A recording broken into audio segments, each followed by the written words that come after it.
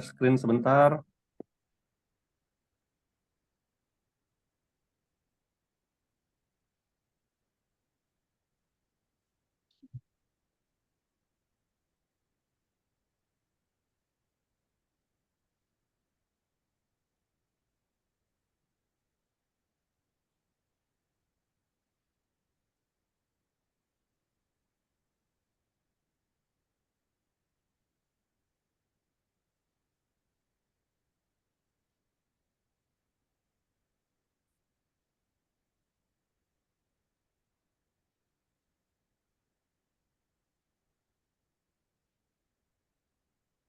Bro Juanda nggak ada suaranya sepertinya. Nggak ada suara ya? Oke, sebentar.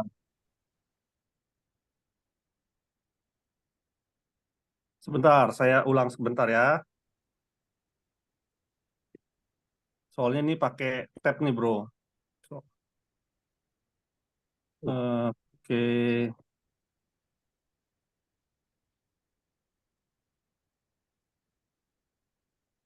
Sebentar. Rada, rada kagok sebentar. Stop share. Saya akan share screen sekali lagi.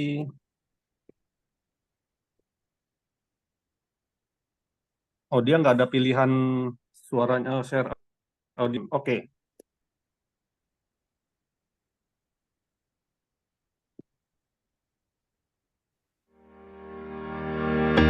Sudah keluar suara.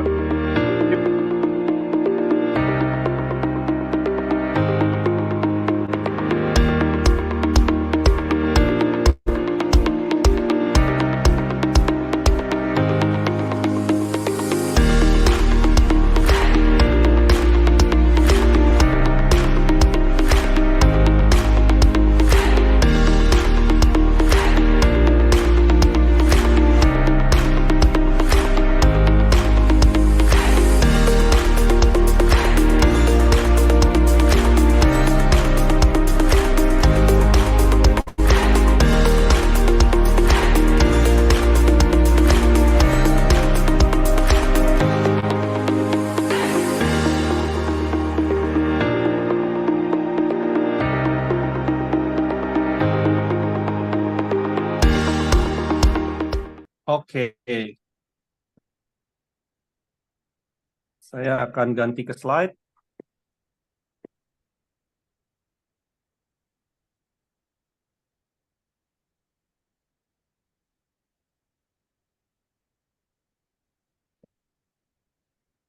Oke, Bapak Ibu sekalian, datang di acara iCommunity Level Up Club ya. iCommunity ini adalah sebuah wadah bagi kita para pengusaha dan profesional untuk bisa berbagi relasi untuk memperbesar rezeki bersama. Nah, iCommunity ini saya dirikan ya, Bapak Ibu sekalian, ini perkenalkan, nama saya adalah Juanda Rovelim. Buat yang belum kenal, saat ini saya adalah founder dari Kavling Solusi Digital ya. Kavling Solusi Digital adalah sebuah digital marketing agency yang menangani social media management dan social media campaign dari perusahaan-perusahaan. Saya juga CMO dari PT Karya Anak Milenial Indonesia. Ini adalah usaha saya di bidang food and beverage. Saya juga ada certified trainer, founder dari iCommunity, dan digital marketer. Beberapa karya saya ada di buku Digital Marketing in Action yang warna biru, dan sudah juga terbit cetakan keduanya yang warna hijau. Ada buku Naked Sales, ada ebook Ghost Kitchen, dan ada game card Digital Marketing is Fun. Nah, game card Marketing is Fun ini adalah satu-satunya di dunia yang menggabungkan antara permainan kartu secara offline dengan e-course digital marketing secara online. Nah, ini membahas 10 fundamental tools-tools digital marketing ya. Nah, apa sih iCommunity itu buat teman-teman yang baru pertama kali hadir ya? Nah, iCommunity itu adalah kita ingin menjadi sebuah platform komunitas pebisnis dan profesional yang terbesar di dunia. Ya, dengan misinya adalah kita ingin merangkul komunitas pebisnis dan profesional yang ada, menghubungkan sesama pebisnis dan profesional untuk bersama, serta menumbuh kembangkan nilai-nilai positif yang dapat berkontribusi dalam pertumbuhan bisnis pribadi dan masyarakat. Tagline dari iCommunity adalah Share Network, Grow Network, di mana kita berbagi relasi untuk memperbesar rezeki. Nah, tujuan community ini dibentuk adalah awalnya teman-teman ya, kita ingin mempersatukan anggota iCommunity dalam ikatan persahabatan, kerjasama, dan saling pengertian, mengembangkan semangat kolaborasi antar anggota, serta menanamkan nilai-nilai positif dalam dunia bisnis dan profesional, dan membangun platform komunitas pebisnis dan profesional untuk belajar, bertumbuh, dan berkembang melalui learning resources, business matching, dan referral. Nah, hari ini kita belajar melalui learning resources secara gratis ya yang ada di dalam iCommunity ini. Nah, tentu saja di dalam sebuah komunitas kita juga memiliki sebuah kode etik ya teman-teman, di mana kode etik ini diamini dan dilakukan oleh semua member-member yang bergabung di iCommunity ya. Apa saja kode etiknya? Ya, pertama adalah kami adalah para pebisnis dan profesional yang bekerja keras, bekerja pintar, dan bekerja sama. Kami mengedepankan nama baik dalam melakukan usaha dan mengutamakan kolaborasi antar sesama anggota tanpa menjadikan anggota lain sebagai target jualan ataupun berkompetisi dengan tidak sehat. Kami sadar bahwa dengan berbagi relasi, maka akan memperbesar rezeki bersama. Karena itu, kami siap untuk berbagi relasi atas dasar saling mendukung. Kami berperilaku positif dalam berkomunitas, melakukan segala aktivitas dengan berlandaskan niat baik. Dan apabila kami melanggar kode etik ini, kami bersedia ditegur, diperingatkan, dan akan diberikan sanksi. Nah, itu adalah sekilas tentang iCommunity, teman-teman.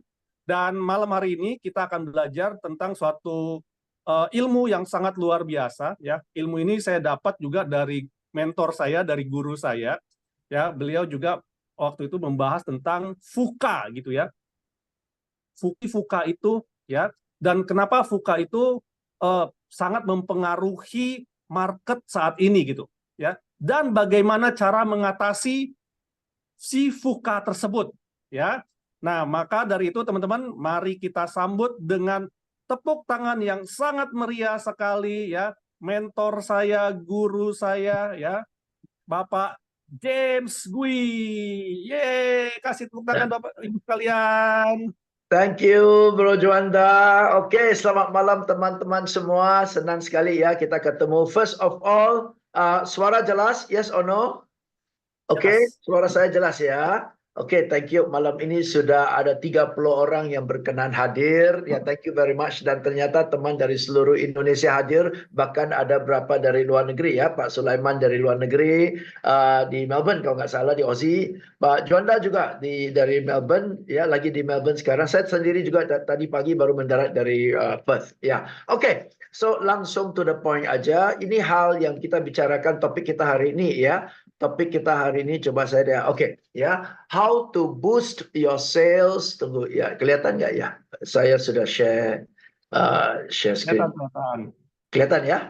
Oke, ini topiknya how to boost your sales in VUCA market. Oke lah, ya jadi asumsinya kita semua orang sales atau orang bisnis, dan orang bisnis ujung-ujung sales juga ya. Nah, VUCA market ini, VUCA ini bukan istilah yang baru ya. VUCA ini sudah has been around for quite some time ya. And I did some finding out information tentang VUCA. Sorry ya. Apa itu VUCA? VUCA ini singkatan lah ya untuk volatility, uncertainty, complexity, and ambiguity ya, ambiguous. Oke, ya jadi istilah-istilah yang keren, istilah-istilah yang bombastis, tapi nanti maksud saya orang yang tidak, jujur ya, tidak suka dengan kompleksitas kayak ginian ya. Ujung-ujung saya mau yang sederhana. Ujung-ujung kita ini orang lapangan ya. Orang lapangan ini nggak perlu teori, kita perlu tahu oke, dengan kondisi kayak gini what are we supposed to do gitu loh ya. So I will simplify it as best as I can.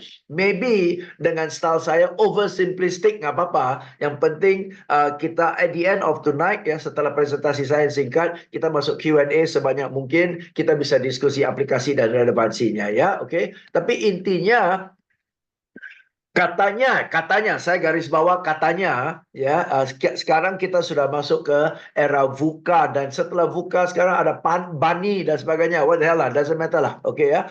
VUCA itu volatile Jadi maksud dari volatile adalah iklim bisnis sekarang, ya dunia sekarang akibatnya iklim bisnis sekarang, ya cenderung Nah, cenderung ini, ya, work is subjected to ups and downs. Oke, volatile, nggak stabil, nggak stabil. Oke, dan ini bukan hal yang baru. Ini di tahun 1990-an saya ikut sebuah seminar di Singapura. Waktu itu pembicara seminarnya adalah Dennis Waitley. Dan dia sudah prediksi di abad 21 yang namanya stabilitas itu adalah mitos. Oke, jadi di abad sekarang ini yang namanya stabil itu mitos. Maksudnya kita hidup di abad 21 ini jangan mimpi, jangan berharap semua stabil gitu loh. It's not going to be stable, it's going to be changing all the time. Okay? Why? Nah, kenapa why is it changing all the time? Because ini poinnya ya, because the world is now so interconnected. Kita hidup di dunia yang amat sangat interconnected. Ya, coba kita bayangkan waktu kita kecil di zaman orang tua kita. Ya, waktu kita kecil lah, di lingkungan kita kecil, yang kita tahu hanya kejadian di sekitar kita, yang kita tahu hanya kejadian di sekitar kampung kita, ya, yang kita tahu mungkin tentang kota kita, yang kita tahu kalau kita baca koran, kita tahu berita nasional. Oke, kalau ada televisi, nonton televisi, tahulah berita nasional. Betul kan?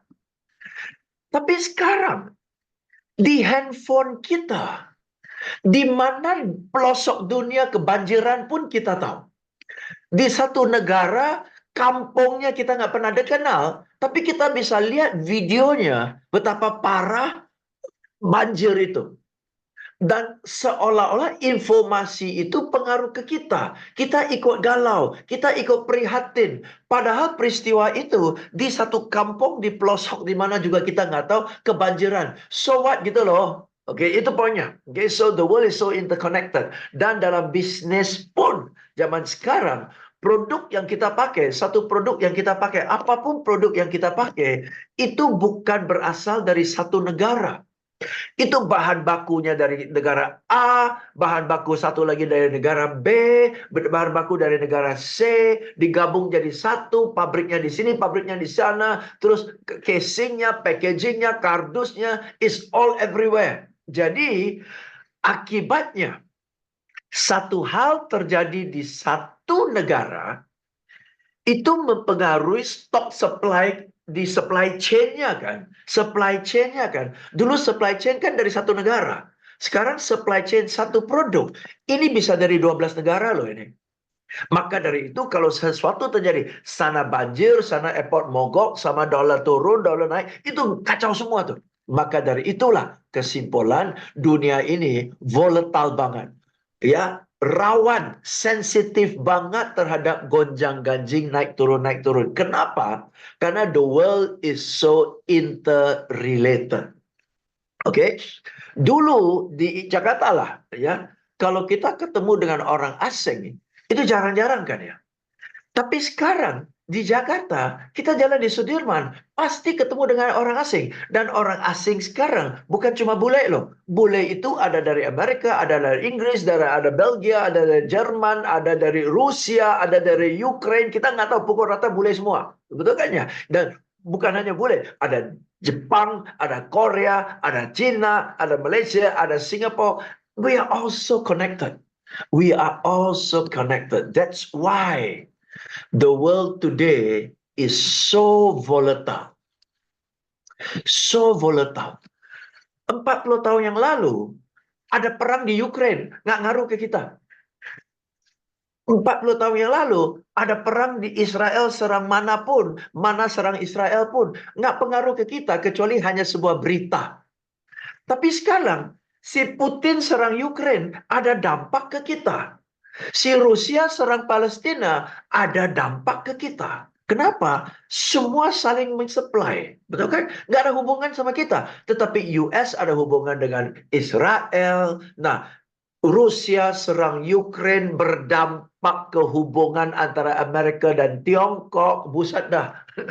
Dan itu lari ke dolar, lari ke renminbi, lari ke supply, lari ke harga batu bara naik. Nah, harga batu bara naik, itu merembet kemana-mana. Tuh, dunia itu begitu, teman-teman. Oke, satu ya. Nah, hal kedua, saya mau cepat ya. Hal yang kedua adalah ini, ya, bahwa ya karena dunia ini bergonjang-ganjing, maka dari itu masa depan nggak pasti. Masa depan nggak pasti. Oke? Dan teman-teman, ketidakkepastian ini adalah rata-rata 2 sampai 2,5 tahun sekali akan ada peristiwa besar yang akan bikin bergejolak. 2 sampai 2 tahun sekali akan terjadi satu peristiwa yang bikin bergejolak. Contoh, COVID. COVID 3 tahun. Belum pun keluar dari badai COVID, Rusia serang Ukraine. Betul kan? COVID 2,5 tahun kan? Setelah itu Rusia serang Ukraine. Rusia serang Ukraine, belum pun 1,5 tahun, Israel serang Palestina. It's like that all the time. So dunia tidak pasti. Jadi satu kepastian itu adalah ketidakkepastian, betul kan? Oke, satu ya. Dan hal ketiga, ini saya ngomong cepat ya, nanti kita bahas dampaknya, konsekuensinya ya. Hal ketiga, teman-teman, adalah kompleksitas ya. Berarti kenapa kompleks? Karena sekarang buat satu keputusan nggak semudah itu. Karena semua saling berkaitan. Semua saling berkaitan, betul kan ya? Kondisi perbankan di Indonesia, suku bunga naik, ngaruh ke kita. Harga bahan baku di sana naik, ngaruh ke kita. Kita mau import dari negara satu lagi, kita harus lihat kotanya. Kotanya capai nggak? Komposisinya. Oke? Kita mau buat satu produk semurah-murah mungkin. Tetapi ekspor ke Eropa memenuhi syarat nggak? Oke? Apakah produk yang kita produksi menggunakan bahan baku yang ramah lingkungan nggak? Buset dah. Betul kan? Ribetnya minta ampun, betul? Belum lagi kita mau kerja di satu tempat, mau kerjakan seseorang dari satu tempat. Orang itu bersertifikasi nggak? Produk kita bersertifikasi nggak? Orang kita bersertifikasi nggak? Syaratnya banyak benar.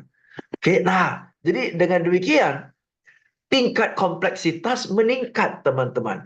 Tingkat kompleksitas meningkat. Tidak semudah, oke kita mau gerak kiri-kiri, kanan-kanan, tidak semudah itu. Sudah lebih banyak pertimbangan. Oke, dan hal keempat dalam VUCA ini adalah ambigu. Ambigu itu apa? Sering informasi simpang siur, ya, bertentangan satu dengan lain, dan data nggak pernah lengkap. Data itu nggak pernah lengkap. Jangan bilang data nggak lengkap. Informasi aja nggak lengkap. Sekarang kita baca berita di sosmed. Itu apakah berita atau fakta? Itu fakta atau hoax? Nggak tahu loh. Nggak bisa bedain. Oke? Kalau kita lihat seseorang, katakanlah Barack Obama berpidato. Malah sekarang kita tanda tanya. Ini benar-benar Barack Obama berpidato atau rekayasa AI ini? Betul kan? Jadi berdasarkan itu semua dan informasi dari siapa? Karena setiap orang yang mengeluarkan informasi dan data ada kepentingannya. Baca koran, koran yang terbitan siapa? Partai mana, politik mana di balik pemilik koran itu, di balik pemilik stasiun TV dan stasiun radio. Itu beda-beda semua beritanya. So is data really data? Is the fact really the fact? Nah, berdasarkan itu teman-teman, apakah gampang buat sebuah keputusan? Oke, nah jadi data Anda dari mana? Valid nggak sumbernya? Dan bukan hanya sumbernya valid, kapan datanya keluar? Data yang keluar 2 tahun yang lalu, belum tentu sekarang valid loh. Betul kan? Nah, itulah VUCA. Oke, sekarang Anda dan saya, manusia biasa, rakyat biasa, punya usaha, bukan konglomerat lah. Relatif besar, kecil, kadang-kadang kita juga berjuang perorangan, kadang-kadang kita profesional, ya. Apakah, satu, saya mau tanya, apakah kita ikut terlibat di VUCA ini? Satu. Oke. Kedua, Saya mau tanya nih, silakan ketik di chat teman-teman. Silakan ketik di chat. Walaupun saya sudah jelaskan tentang volatility, uncertainty, complexity, ambiguity, saya sudah jelaskan. Saya mau tanya kepada teman-teman. Ya, kita sudah bekerja, berprofesi, berkarir 20 tahun, 30 tahun, bahkan sudah 40 tahun. Saya mau tanya nih, istilahnya sih baru. VUCA, istilahnya sih baru. Teman-teman silakan ketik di chat. Istilah sih baru. Tapi apakah hal-hal ini baru dalam kehidupan kita, baru dalam karir kita? Atau tidak asing sih sebenarnya? Coba silakan ketik di chat teman-teman. VUCA ini ya istilahnya sih baru lah, keren lah, oke? Tapi silakan ketik di chat teman-teman. Menurut Anda, ini bisa ketik chat nggak ya? Oke, ya, oke bisa. Ya, ya. Menurut Anda, apakah hal baru? It's not new, right? It's nothing new, right? Nothing new at all. Ya, ya, good lah. It's good to sell a book, betul? Yes. Ya kan, jadi nggak baru. Tidak asing, tidak asing. Ya, familiar, right? Lagu lama, cover baru, persis Pak Edi, right? Ya, jadi untuk jangan saya ya baru, oke. Jadi buat saya teman-teman ya, buat saya, there is actually nothing to panic. Betul, there is nothing to worry about. There's nothing to panic. Ini buat kita yang terjun dan hidup di lapangan. Itu makanan sehari-hari loh. Makanan sehari-hari. Yuk kita balik ke sini. Yuk kita balik ke sini. Now, volatile. Ya, gonjang-ganjing, naik turun, pasang surut. Dikarenakan faktor eksternal, betul? Perang sini, perang sana, kebijakan sini, kebijakan sana. Semua faktor eksternal, betul? You and I are not in control of factor eksternal, betul? Yang kita in control apa? Yang kita 100% in control adalah respons kita terhadap kejadian eksternal, betul? Jadi, kunci untuk mengatasi volatilitas ini, kunci untuk kita survive dalam bisnis ke, mau dalam sales ke, terserah. Kunci untuk kita survive volatility ini adalah kita ini harus gesit dan lincah, betul? That's all. You and I have to be agile because the world, the market is volatile.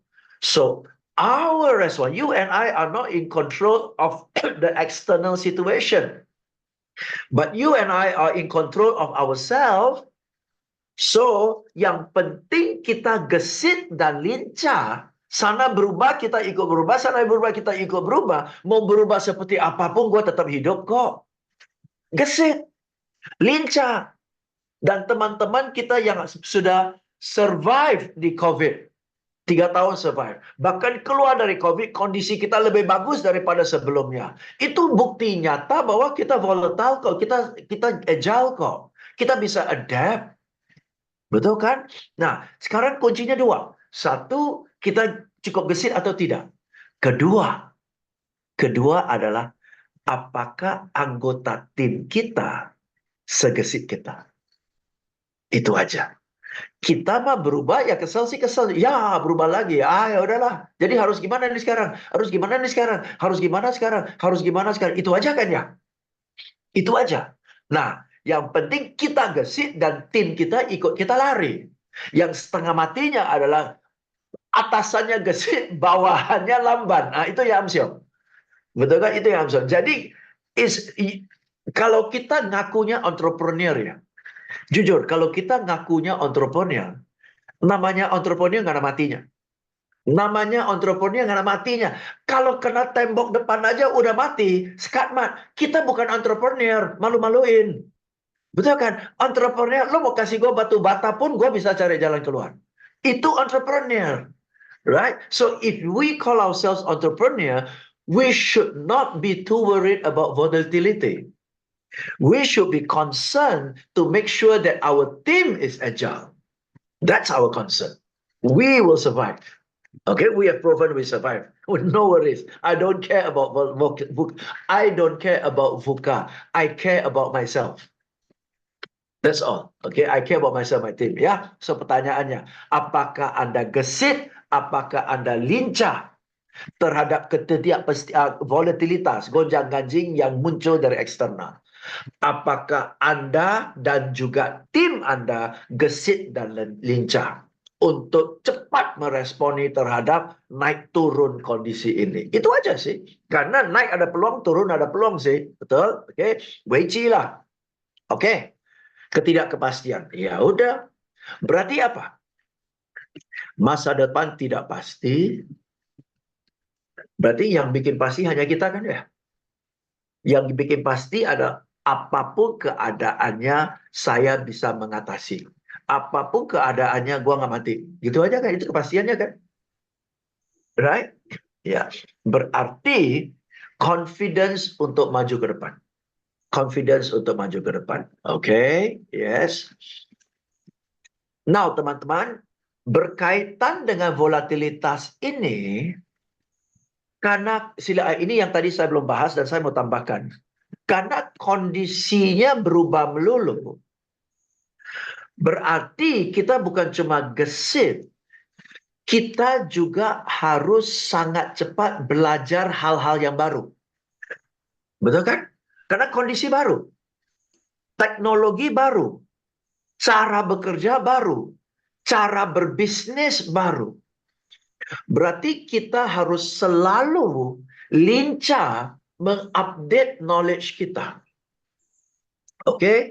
Dan cara mengupgrade knowledge kita dan up to date adalah selalu bergaul dengan orang-orang yang tahu tentang hal baru itu, betul?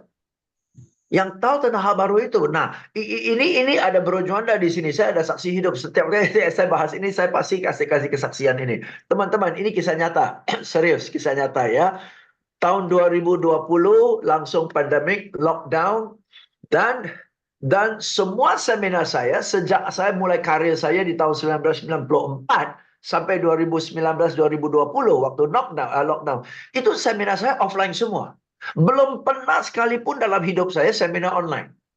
Begitu COVID tiba, lockdown, 100% seminar offline saya cancel semua. Mati dah. Jadi saya ngobrol-ngobrol sama Pak Juanda nih, Bro Juanda. John, ini seminar gua offline mati semua loh, stop semua loh. Oh ya? Pak James, seminar offline semua? Iya, offline semua.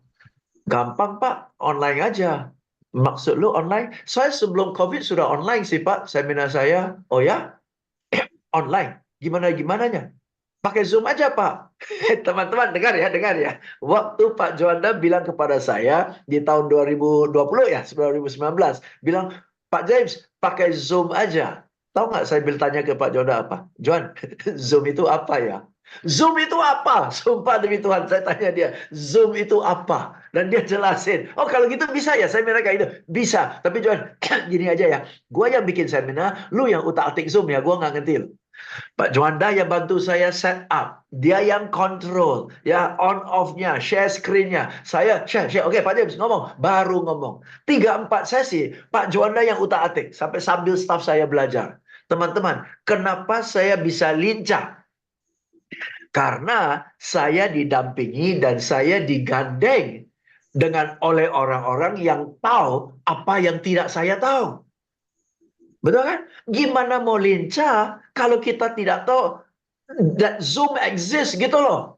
Kalau saya nggak ngomong sama Pak Juanda, mungkin saya perlu 3-4 bulan lagi baru saya sadar itu apa Zoom. Nah, kalau itu orang lain sudah pakai Zoom baru saya sadar, betul? Trainer-trainer yang lain sudah pakai Zoom baru saya ngeh. Kan udah ketinggalan. Tapi karena saya dekat dengan Pak Juanda, dia bilang Zoom. Gua tanya, apa? Nah, kalau James Gui bisa tanya apa itu Zoom. Feeling saya, trainer lain juga nggak beda jauh lah. Betul ya? Kalau demikian, berarti gua rubah duluan dong. Karena bukan karena saya pintar, tapi satu, saya siap belajar. Kedua, saya ada orang yang lebih up to date daripada saya.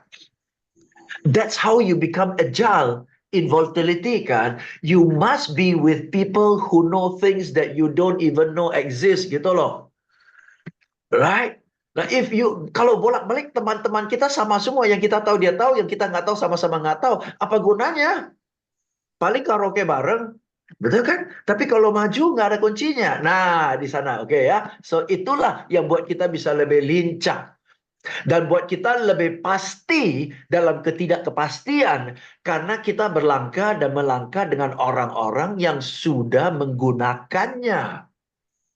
Maka uncertainty becomes more certain because Juanda was holding my hand. Right? So it became certain. Ya, oke ya. So next, kompleksitas. Ya, oke lah. Ya. Nah, kompleksitas ambiguity ini masuk bersama-sama. Berarti dengan sekian banyak keberisikan, noise, data yang nggak lengkap, nggak up to date, nggak ini, nggak itu, dan banyak konsekuensinya. Kalau kita belok ke sini, nanti konsekuensinya, belok ke sana, konsekuensinya. Akibatnya apa?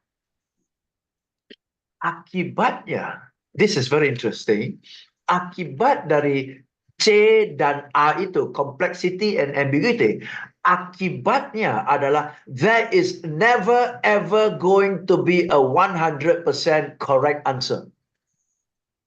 Agree? There's never ever going to be a 100% correct answer. Right? You can never get it perfectly right. So don't wait. 60-70% go. 60-70% go. Koreksi sambil jalan. Lanjut. Salah belok dikit. Salah belok dikit. Salah muter lagi. Mulai dari nol. See, make the decision quickly. Make the mistakes early. Learn fast. Try again. That's it, kan? So you must be comfortable at making mistakes. Mistakes are not fatal. Mistakes are not fatal. Dan zaman sekarang, orang very forgiving of mistakes. Apalagi sosmed. You say something stupid, they forget you in 3 days. Because somebody else has done something even more stupid. Betul kan ya? So it's okay gitu loh. Ya kan? So people make mistakes every day. Nobody remembers your mistake because somebody else is making another mistake. Betul kan? So, don't wait for too long gitu loh. Do it. Salah, nggak apa-apa. Learn, try again. Salah, learn, try again. Gitu aja. Ya, itu buat saya. Itu yang bagaimana kita respon ke VUCA. Mau kita business entrepreneur, salesperson, I don't care lah. Ujung-ujung ini kan ya. Gesit, lincah, kalau bisa digandeng dengan orang yang lebih tahu daripada kita, ini dua gabung, akibatnya you are never going to be 100% sure, there is never going to be a 100% solution. Make a decision fast, do it, make a mistake, learn from it, do again. That's all. Anyway, by the time you finally got it right, it's time to change again. Betul kan? By the time you finally got it right, you enjoy for 6 months to 1 year, it's time to change again. Mau gimana lagi? Maka dari itu, kondisinya gonjang-ganjing. Orang-orang yang expect kondisinya stabil, satu akan kecewa, dua akan stresnya minta ampun, dan ketiga akan miss opportunities yang ada di depan mata. Karena saking sibuk dengan mengeluh, saking sibuk dengan stres, saking mau tunggu keadaan stabil, sehingga peluang yang ada di depan mata dia miss. Okay? Yes, peluang ini akan banyak sekali, banyak banget. Tetapi peluang itu berubah cepat banget. Sampai you menguasai, enjoy for 6 months to 1 year to 2 years maximum, time to change. That's what I want to share with you, my friends. Ya, semoga sharing saya bermanfaat. Jadi kesimpulan saya adalah, udahlah, mau pakai VUCA, mau pakai Bani, nothing new lah. Nothing new. Yang penting kita ini survivor di lapangan, kondisi berubah, kita berubah. Ya, kita belajar dari orang yang lebih tahu daripada kita. Ya udah, setengah-setengah jalanin dulu. Ya, setengah-setengah jalanin dulu. Rugi duit sedikit, gak apa-apa. Lakukan kesalahan, kelihatan bego, gak apa-apa. Lanjutin aja. That's it. Mau gimana lagi? Betul, mau gimana lagi? Oke, ya. Oke, silakan teman-teman. Saya kembalikan ke Pak Juanda. Silakan bro, silakan. Wow, luar biasa ya penjelasan dari Pak James. Dan memang sama seperti iCommunity ini juga sendiri teman-teman ya. iCommunity ini sendiri tadi Pak James cerita bahwa tahun 2020, 2019, 2020 itu banyak sekali teman-teman pengusaha yang kesulitan gitu ya, yang kesulitan, yang menghadapi kondisi-kondisi COVID dan lain-lain membuat mereka menjadi galau gitu ya. iCommunity ini didirikan pada tahun 2021 ya. Jadi menjawab pertanyaan-pertanyaan dari pengusaha-pengusaha, dan kita membuat ini menjadi komunitas pebisnis yang memang mungkin bisa dibilang kita ini satu-satunya yang terlengkap dan sesuai teknologi communities ya. Jadi semua berdasarkan basisnya adalah teknologi seperti itu. Nah, jadi kita berinovasi untuk menjawab tantangan dari si VUCA tersebut. Oke. Nah, silakan teman-teman kalau ada yang mau bertanya nanti bisa raise hand ya. Oh, udah langsung raise hand ya. Ataupun bisa ditulis di kolom chat gitu ya. Nanti saya bisa bantu bacakan seperti itu. Silakan Pak Arjo. Ya ini pada intinya kan ini agile ya, jadi harus bisa bereaksi dengan cepat supaya tidak kehilangan opportunity lah. Tapi itu kan kalau menurut saya tergantung kondisi juga ya. Kalau misalkan kita sebagai misalkan konsultan gitu, klien kita bukan perusahaan atau bukan orang yang agile, mereka punya aturan sendiri, mereka tuh bagian dari perusahaan besar, perusahaan global, jadi apapun yang mereka putuskan itu tidak bisa mereka putuskan sendiri, tapi harus mengirimkan bos-bos sama perusahaan induknya gitu yang ada di entah di Eropa, di Amerika, di mana, dan itu birokrasinya itu panjang sekali. Nah, hal yang seperti ini gimana Pak? Karena kan kadang-kadang suka ini juga ya, kadang-kadang suka bikin pusing juga kalau sama klien seperti ini. Gimana Pak? Masukan Pak? Yes, thank you Pak Arjo. Ya, itu real ya, nyata ya, perusahaan besar. Jadi saya kasih analogi ya, kapal Titanic, ya, kapal pesiar dengan skoci, ya, atau sampan, ya. Skoci atau sampan sangat gesit dan sangat responsif terhadap keadaan.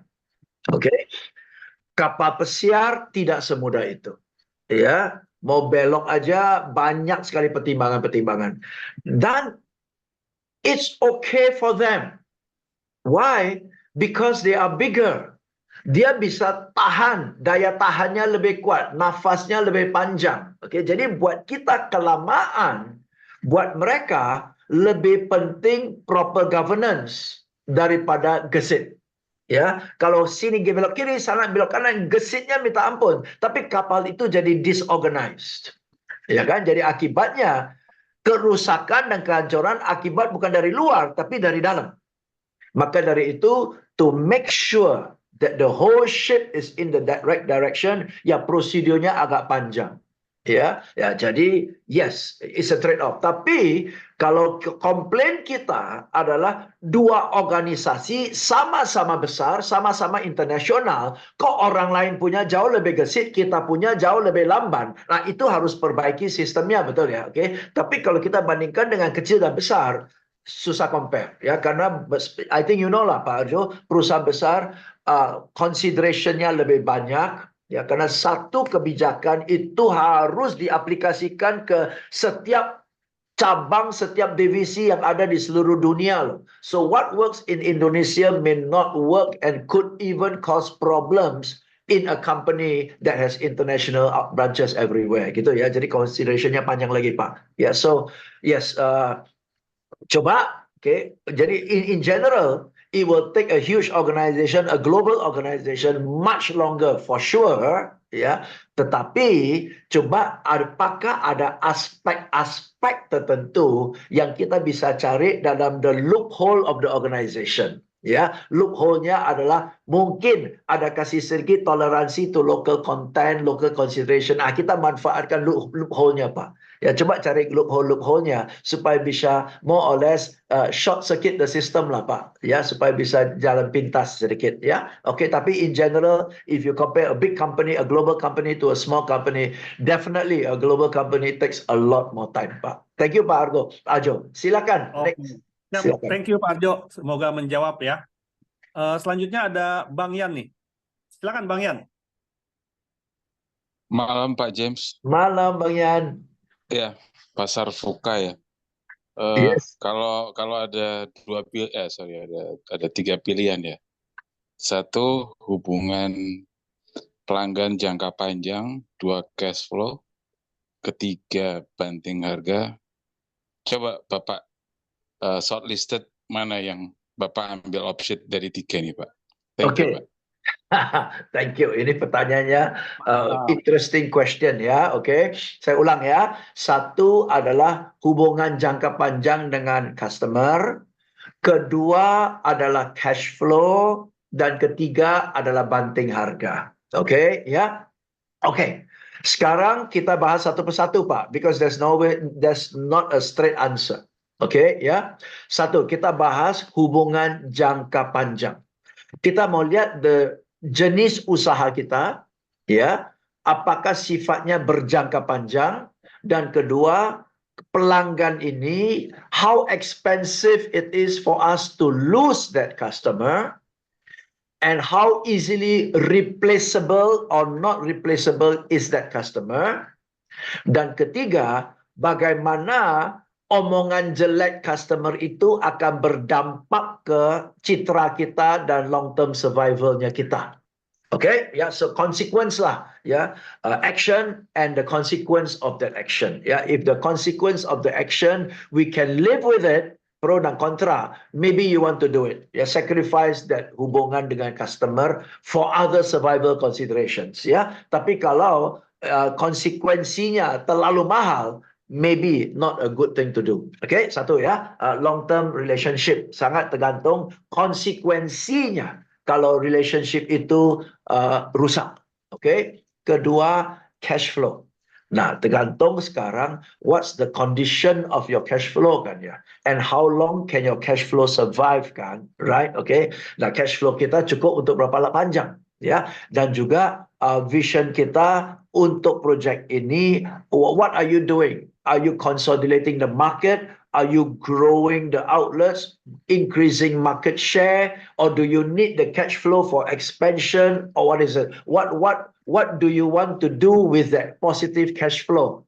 Right? Yeah. If you just want a positive cash flow for the sake of positive cash flow, then that's pretty weak, betul ya Pak ya. Tapi if you need a positive cash flow for expansion purposes and for survival purposes, for market share purposes, then cash flow would be an important consideration. Okay. Ketiga, banting harga. Okay, banting harga itu kan is a strategy, right? What's the big picture? Banting harga demi apa?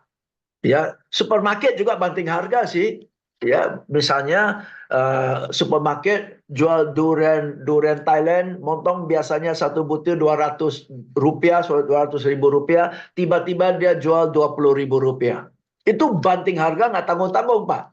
Tetapi dia banting harga supaya banyak pengunjung datang ke supermarket. Dan Anda dan saya tahu begitu datang ke supermarket, walaupun duriannya mengecewakan dan penyot, kita nggak beli durian karena sudah ke supermarket, bawa istri dan anak lagi, otomatis shopping di supermarket itu. Dikasih troli lagi, doronglah kita troli. Ya, dan umpan, jadi durian yang banting harga itu bukan produknya, durian yang banting harga itu umpan. Right? So, jadi banting harga itu untuk apa? What's the bigger picture? Tapi my concern is this, satu banting harga, konsekuensi dari banting harga yang harus kita pertimbangkan. Konsekuensi dari banting harga, be careful not to send the wrong message to the customers and to the market bahwa kita sudah desperate. Itu satu tuh. Oke? Banting harga karena sudah desperate. Oke, satu, ya. Instead of orang kayak gila strateginya brilliant, malah kesannya gila dia udah panik nih lagi banting harga. Kan sending the wrong message. Be careful, ya. Kedua, banting harga may send the wrong message bahwa produk kita nggak laku dengan harga asli. Maka kita harus banting harga. Right? Atau banting harga bisa beri kesan kepada customer bahwa kita udah mulai panik. Kita udah mulai panik. Oke? Dan yang saya paling khawatir tentang banting harga adalah orang sales kita kecanduan banting harga. Sehingga kalau banting harga dia bisa jualan, begitu harga balik ke normal, orang sales sendiri nggak bisa jualan dengan harga normal. Dan dia tunggu aja masa promosi dan sales, masa promosi dan banting diskon, baru dia jualan. Nah, itu akibatnya orang sales kita malah akibatnya jadi lembek karena keenakan jualan barang diskon. Okay, so I did not give you a direct answer, Pak. Ya, karena saya nggak tahu setiap kondisi berbeda-beda. Tapi saya berikan Anda pertimbangan lah. Ya, at least I hope my considerations are useful for you, Pak. Okay, jadi if you were to ask me, ya, certain condition, saya akan bilang saya jaga hubungan jangka panjang dengan klien saya karena itu akan berdampak kepada existence saya masa depan dan coba pengaruh ke calon-calon pelanggan saya. Dan kedua, saya akan jaga cash flow. Ketiga, saya akan berusaha sebisa mungkin untuk tidak banting harga. Ya, sekali-sekali banting harga boleh, tapi orang tahu ini hanya banting harga dalam limited period of time, masa promosi saja. Ya, itu saja, Pak. Oke, thank you, Pak. Sorry jawabannya panjang lebar. Semoga terjawab ya, Pak Banyan ya. Thank you. Oke. Thank you Bang Yan, semoga menjawab. Ada lagi pertanyaannya Bapak Ibu? Mungkin ada yang mau curhat nih sekalian ya. Mumpung ada Pak James loh. Ya, bayangkan kalau misalnya tadi ya Pak Yan menanyakan seperti itu, langsung dijawab dengan sangat deep ya, sangat banyak sekali pertimbangan-pertimbangan ya. Bukan yang sekedar langsung jawab A, B, C gitu ya.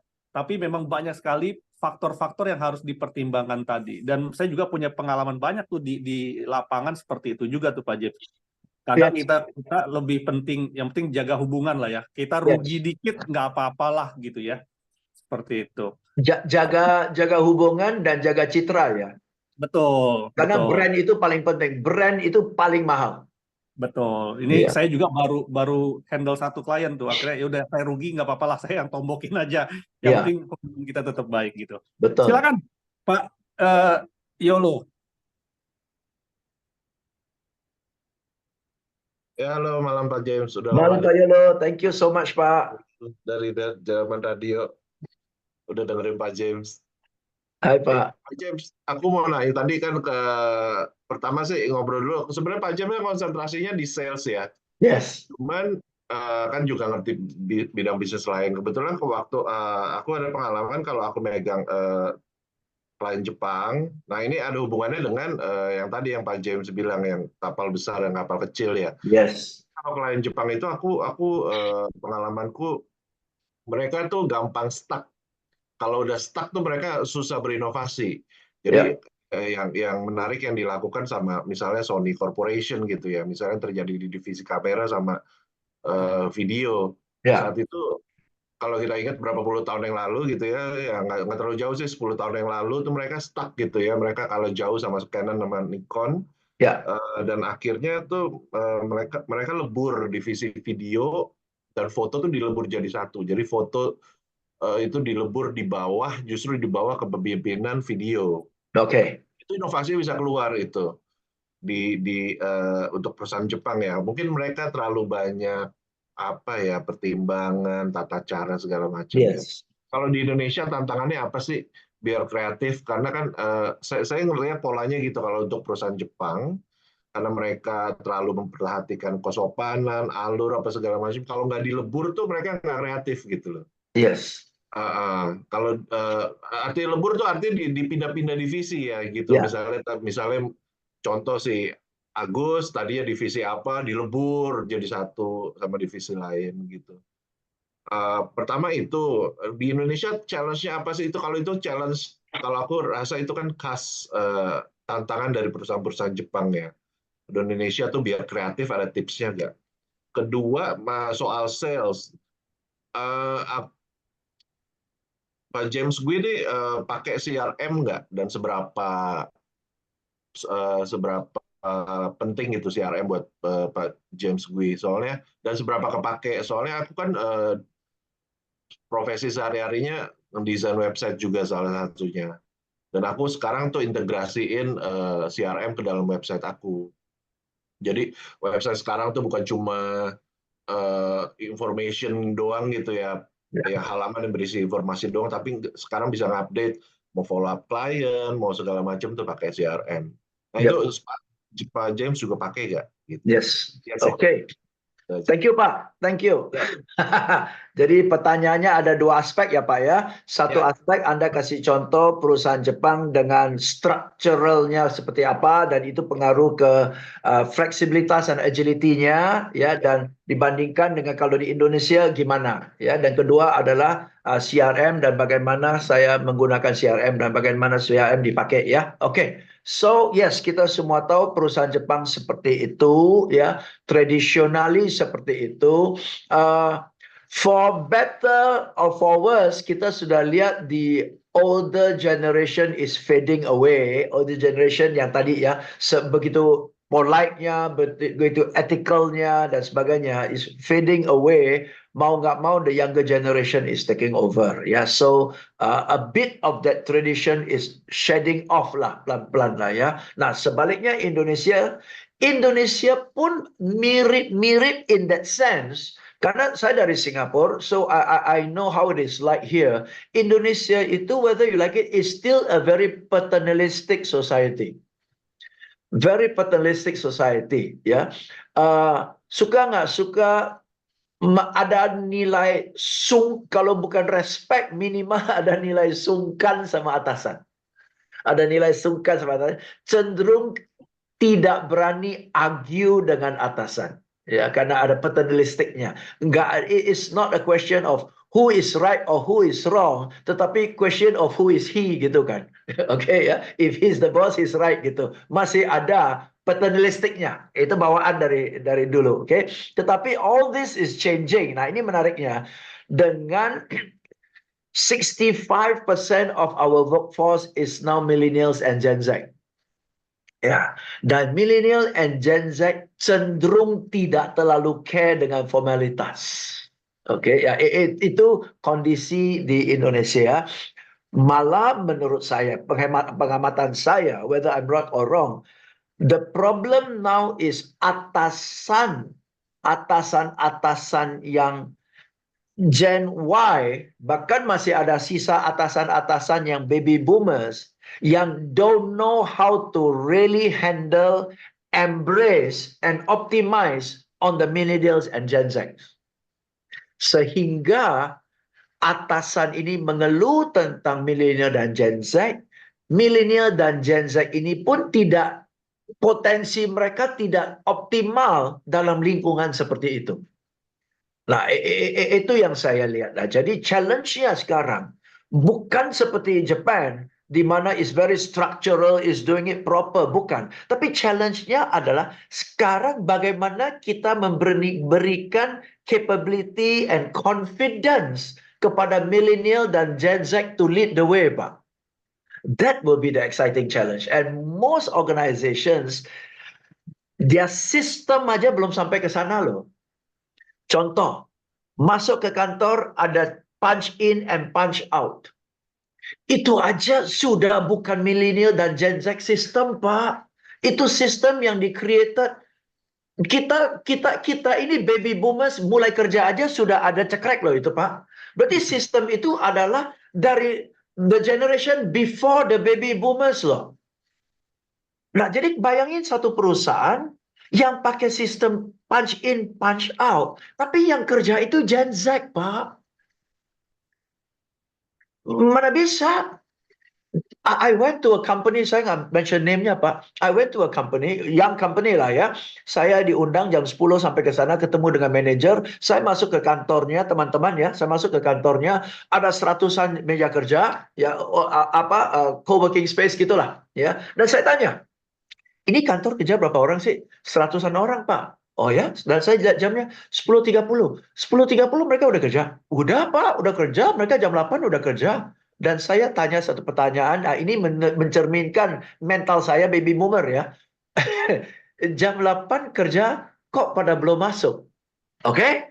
Jam 8 kerja, kok pada belum masuk? Itu mencerminkan mindset saya kan.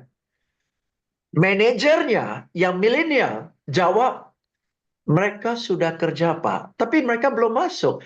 Dan dia jawab, kata siapa kerja harus masuk Pak? Dan dia balik tanya, emang kalau masuk itu benar-benar kerja Pak? Mati nggak lo? Ayo. Dan our assessment system, our valuation system, our discipline system is based on the baby boomer system. Gimana seorang Gen Z bisa thrive?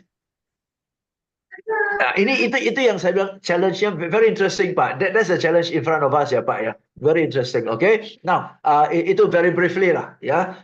Second one is CRM. Yes, saya juga pakai CRM Pak. Nah, menurut saya peran CRM pun sudah shift Pak. Dulu kita pakai CRM to maintain the relationship with our client. Supaya bisa tahu dia punya birthday, dia ulang tahun, and so on lah. Ya, supaya we maintain the relationship. Tetapi sekarang it's different. Dulu more or less you have a product, you sell to the customer, you follow up until they buy.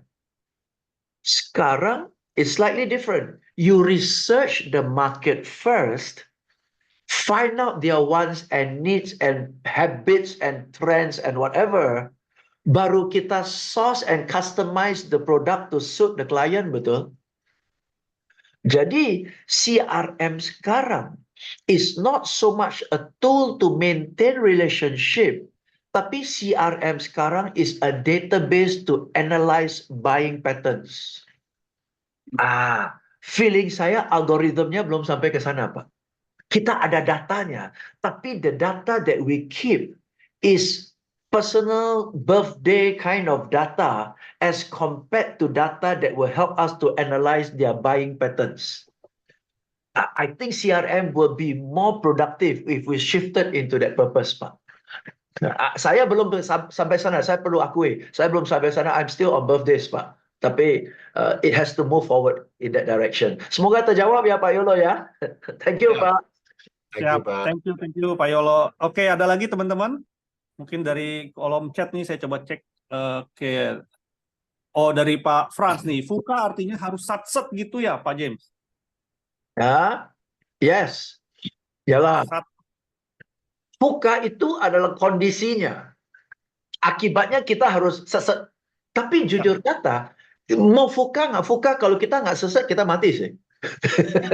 Kalau Pak Frans sudah terkenal paling satu ya Pak James ya. Pak Frans ini omnipresent, ini satu hari dia bisa hadir di 5 tempat. Kemarin udah endorse bantal tidur.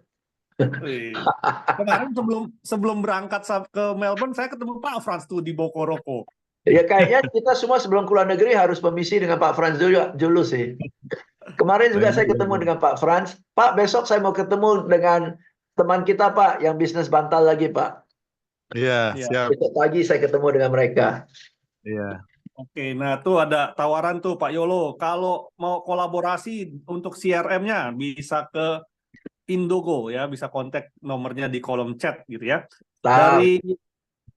Dari Bu Feni, komponen yang dipersiapkan apa saja untuk agile? Karena butuh dana juga untuk dialokasikan gitu Pak James. Nah itu gimana tuh Pak? Di satu sisi kita harus agile, harus inovasi dan segala macam. Di satu sisi dananya entek gitu ya, nggak ada gitu. Gimana tuh Pak James?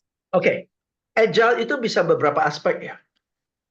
Agile yang skala besar itu adalah sadar bahwa bisnis kita, produk kita, jasa kita sudah nggak relevan lagi di pasar.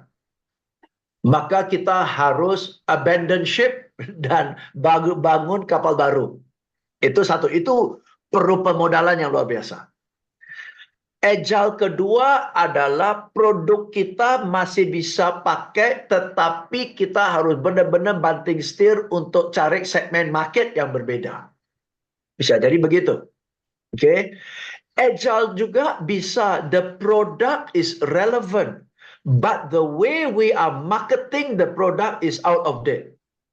Nah, kalau changing the way of marketing it is not very expensive, Ibu. Okay, it could be the product is relevant, the market has changed, therefore the profile of our salespeople must change. We cannot have the old ones now, we have to have the new ones now. Betul kan ya? Jadi kalau begitu kan not very expensive juga. Ya, jadi tergantung. Menurut saya, sering agile itu bukan berarti sama sekali ubah bisnis kita. Tapi lebih banyak ubah cara kita menjalankan bisnis kita. Dan itu nggak terlalu mahal. Dan itu pun kan kita nggak akan sekaligus rombak 100% kan. Kita akan coba-coba juga dulu kan ya. Modeling, prototype, test, measure, test again, measure again, dan sebagainya. So it's not going to be too expensive. Ya, itu pendapat saya, Bu. Thank you. Oke, ada lagi teman-teman? Terakhir, satu pertanyaan terakhir untuk Pak James. Silakan, siapa? Ya, Bu Meta, silakan Bu Meta. Pertanyaan terakhir ya. Iya, Pak Oke, James, siap. tapi panjang. Pak James, Berarti panjang. Pertanyaan terakhir tapi 1, 2, 3 gitu ya Pak James. Yes. enggak. Jadi gini, saya kan produsen custom made untuk hotel, restoran, cafe, dan gift dengan social impact dan sustainability, Pak. Nah, Oke. sekarang saya lagi mencoba cari kayak dana hibah ke international organization. Oke. Nah, di mana international organization ini kan kita tahu mereka dan memang company kita fokus pemberdayaan pengrajin, penggunaan bahan-bahan eco-friendly, terus Yes. kita melakukan purchase for a cause initiative, yang artinya Betul. setiap pembelian produk kirana kita put aside bahwa customer itu turut partisipasi dalam pendidikan anak-anak tertinggal di Sumba Barat. Oke. Nah, pertanyaan saya, pada saat kita mempresentasikan revenue stream kita nih, Pak, kan saya ada channel juga berhubungan akses langsung ke pabrik matras. Jadi produknya complementary to our product. Jadi pabrik matras ataupun cushion. Tapi pada saat saya mau menaruh itu sebagai additional revenue stream, partner saya, which is suami saya, jadi lebih repot lagi kan Pak. Nah, suami saya tuh bilang, kalau kamu taruh seperti itu, kesannya nanti malah kita itu trader, bukannya kita itu produsen gitu loh. Jadi malah itu bisa melemahkan gitu, melemahkan seolah-olah kita tuh kurang fokus dan melemahkan posisi kita itu kita produsen apa trader. Nah, menurut Pak James gimana ya dari segi how international organization ini think gitu loh Pak? Okay, I have to understand your business better dulu ya Ibu Meta ya. Sekilas based on what you say ya, sampai your husband punya opini seperti itu, pasti beliau juga punya alasan untuk punya opini seperti itu ya. Apakah itu bisa diseparatekan as two separate entities? Yeah, not as one entity, but as separate entities. But ada collaboration between these two entities. Yeah, I don't know whether it's feasible or not. Yeah, okay, yeah. Tapi tidak salahnya sih kalau ada manufacturing company yang punya catatan-catatan seperti itu ya. You are getting from here, you are getting from there. So, but you are still manufacturing and not trader. It's okay sih, because sejak awal argumennya ya, pitchingnya, posturnya sejak awal you are not like an ordinary manufacturer. Kalau ordinary manufacturer nggak ada consideration tambahan seperti itu. Ya, jadi sejak awal postur Anda harus seperti itu. You are not an ordinary manufacturer. Dan kalau later on in your presentation ada questions raised about kenapa ada ini, kenapa itu, karena I udah bilang dari awal we are a socially responsible manufacturer. Jadi ada social responsibility-nya, ada consideration yang lainnya. Maka dari itu inilah toleransi yang ada pada bisnis kita yang tidak ada pada the typical manufacturer. Yeah, okay. So I think it's more of a communication issue and preparing their expectations, Bu. Preparing their expectations and involving your potential customer, that they are not doing business with ordinary, typical manufacturer. They are doing business, and if they support you directly atau indirectly, they are a more socially responsible organization, kan? Ya. Nah, challenge-nya adalah kalau kita pitch ke orang-orang yang satunya milenial otak dagang, itu susahnya minta ampun. Oke ya, kalau lu pitch ke engkau glodok, ngomong sampai berbusa nggak masuk dah. Oke, tapi kalau you pitch to the millennials and Gen Zs, they will buy that because that generation is more socially responsible. Gitu, okay, yeah. So again, the pitching, the managing expectations, who you are pitching to, and perhaps even who is doing the pitching. Yeah, maybe our age group is too, maybe not our, sorry, my age group is too old to be doing a pitching like that. Maybe I need to get a younger guy supaya dia ada relevansi dengan itu. Dia more passionate with current affairs, current social responsibilities, gitu loh. Ya, I don't know. Coba mainkan kombinasi itu, Bu. Ya, thank you. Thank you Yeah. for the insight, Pak. Terus tapi one more, Pak. Misalnya kalau misalnya my big picture is one day to be one stop solution. Kalau one stop solution bisa jadi kayak trader ya, Pak, soundnya ya. Ya, bisa juga, nggak apa-apa sih. Nggak apa-apa. However the market labels us, yang penting we are doing what we are doing, kan? Iya, ya kan? Yang penting we get the point across. If we collab with everybody else, it could be that you are not even a trader, you are a connector. You are a business connector. Right? Nah, that could be slightly different perception to the similar thing. Ya, jadi orang, what are you? I'm a connector. Apa sih connector? Istilah baru sih. Pokoknya gue middleman, gitu kan?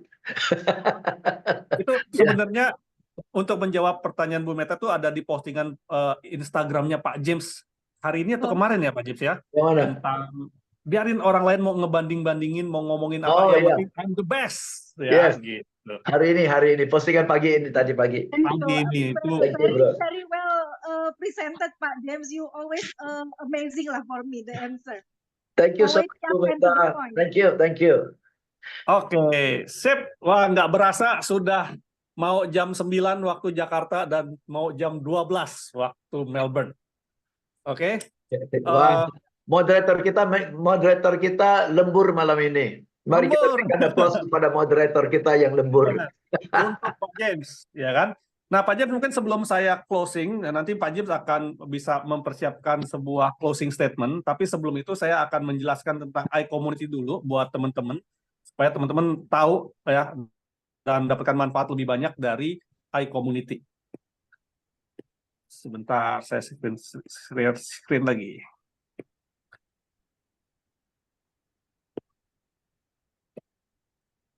Oke.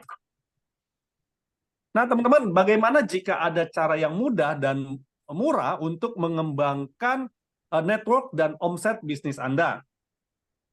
Nah, teman-teman, pernahkah Anda mengalami masalah-masalah berikut, seperti misalnya tidak memiliki network yang tepat untuk mengembangkan bisnis, kesulitan dalam mencari relasi bisnis, ya, kehabisan daftar nama nih dalam memperkenalkan bisnis dan produk Anda, tidak tahu cara memulai komunikasi dengan pebisnis dan profesional, serta bingung cara mengembangkan bisnis ke seluruh dunia.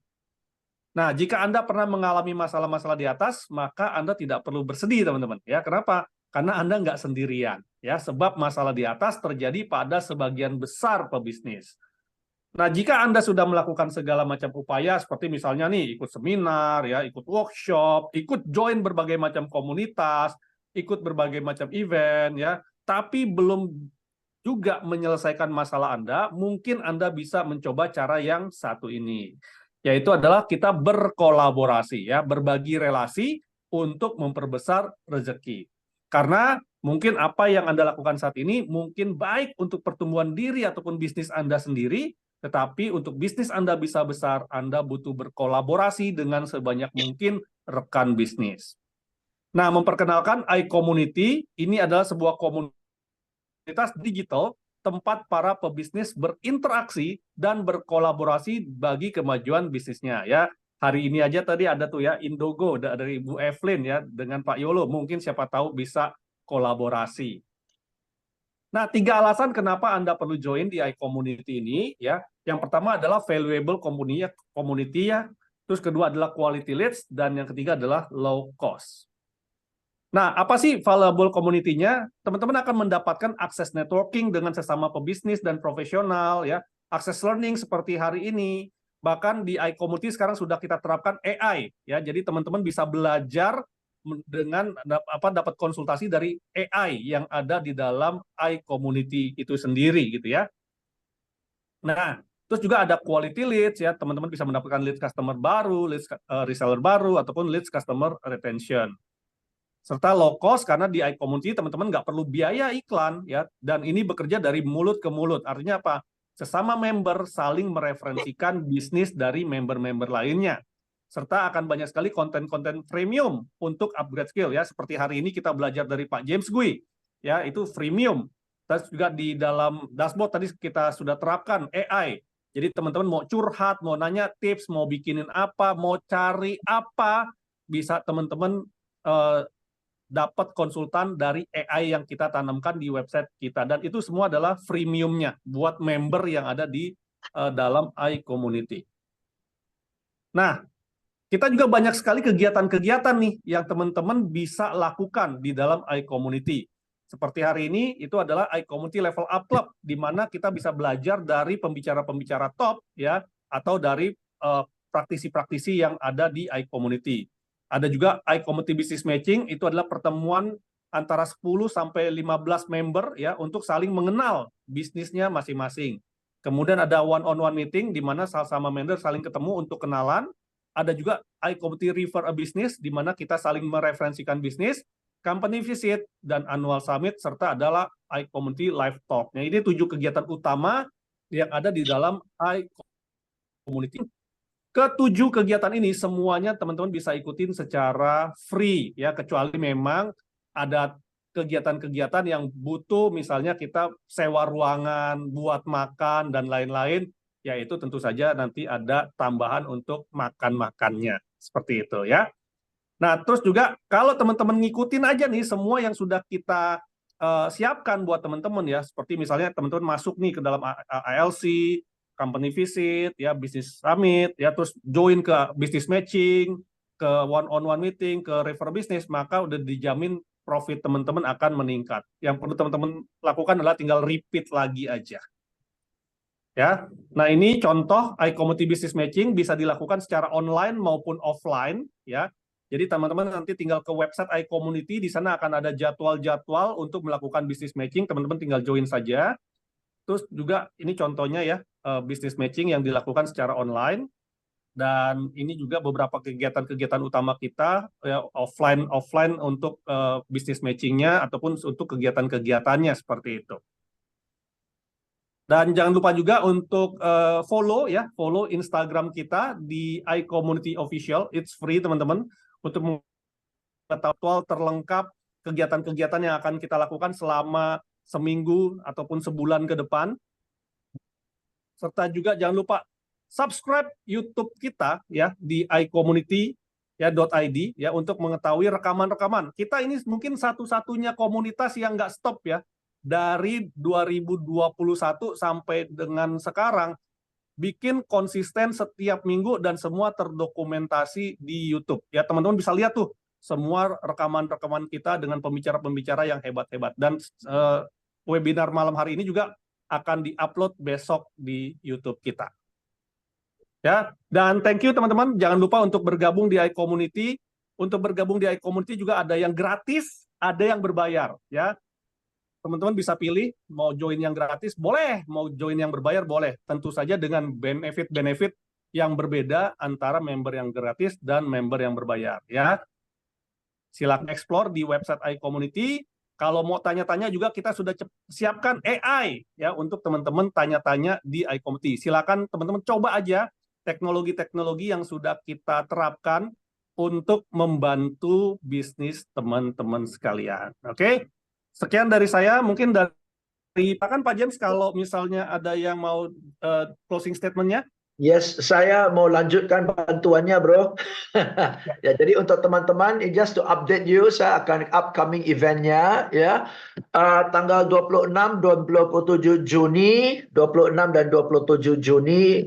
Ini lewat Zoom ya, like this, ya, tapi formatnya agak berbeda sedikit. Ya, I will be doing exactly seperti offline seminar, cara saya presentnya. Topiknya khusus untuk orang sales, handling sales objection. Ya, jadi silakan Anda boleh daftarkan tim sales Anda untuk hadir ya. Ini sengaja saya buat lewat Zoom supaya saya bisa sampaikan, ajarkan teknik-teknik ini kepada orang sales yang ada di seluruh Indonesia. Karena sering orang-orang di luar Jakarta nggak dapat ikut seminar gitu ya. Jadi I'm doing it by Zoom so that everybody can attend it. Dan banyak sekali, 50% of the participants yang sudah enrolled ikut event ini adalah dari luar kota ya. Jadi silakan teman-teman, 26-27 Juni, Rabu Kamis depan jam 7 sampai jam 9 waktu Indonesia Barat ya, by Zoom ya. Oke, investasinya hanya 590.000 saja per orang. Alright.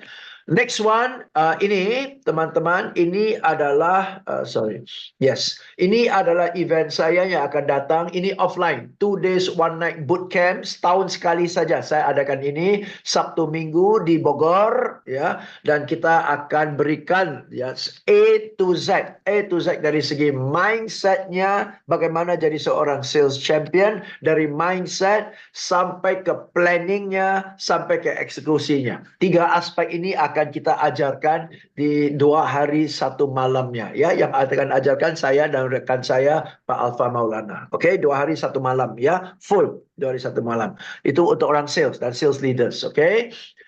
Next event adalah akan datang, this one sudah move to Juli ya, kalau nggak salah Juli, Top Gun Leadership. Ini khusus untuk para managers dan business leaders, silakan hadir. Okay. Anyway, I don't want to give you too much information tonight. If you want to know more about this information, teman-teman, silakan Anda scan ini, foto ini, atau WA ke rekan saya, Ibu Happy, and she will send to you all the information.